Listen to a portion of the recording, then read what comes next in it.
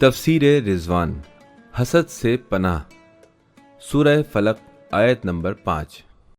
وَمِن شَرِّ حَاسِدٍ إِذَا حَسَدَ، کہہ دو کہ میں حسد کرنے والے کے نقصان سے خدا کی پناہ مانگتا ہوں جب وہ حسد کرے۔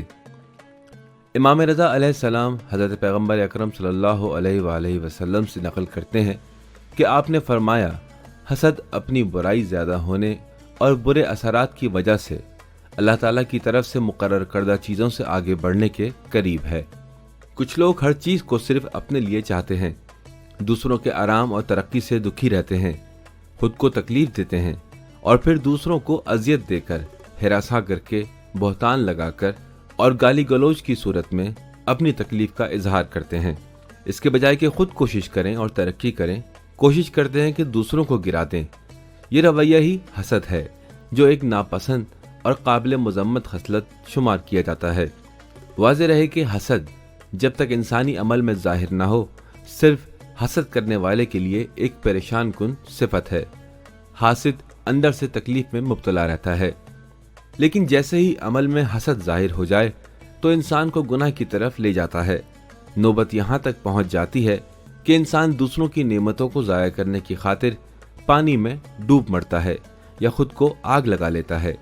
حسد کی مذمت میں یہی کافی ہے کہ دنیا میں ہونے والا پہلا قتل بھی حسد کی بنا پر تھا، اور جس چیز نے پیغمبر یوسف کو اندھے کنویں میں پھینکا اسی کا شاخسانہ ہے۔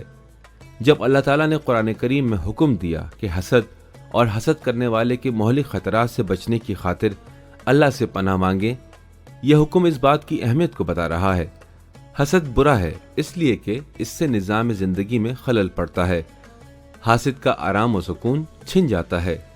ممکن ہے کہ حسد کرنے سے نہ چاہتے ہوئے بھی دوسرے لوگ اس کی زد میں آ جائیں، کیونکہ حاسد کی نگاہیں بھی دوسروں کو نقصان پہنچا سکتی ہیں۔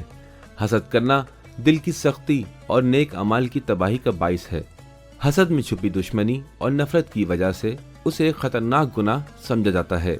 اب اگر کوئی حسد کی بیماری میں مبتلا ہے تو اس کا علاج کیا ہے؟ دعا کریں کہ خدا ہمیں اس گناہ کے شر سے نجات عطا فرمائے۔ جب بھی ہمارے اندر کسی کے بارے میں حسد کی آگ بھڑکے، اس انسان کے حق میں دعا کریں اور چاہیں کہ خدا اس کی نعمات میں اضافہ کرے۔ اس بات پر سوچیں کہ بہت سے لوگ ابھی یہ چاہتے تھے کہ ہماری جگہ ہوتے اور جو نعمات ہمارے پاس ہیں ان کے پاس بھی ہوتی۔ حسد کے نقصانات کے متعلق سوچیں۔ اللہ تعالیٰ نے جو نعمتیں ہمیں عطا کی ہیں ان کے بارے میں سوچیں۔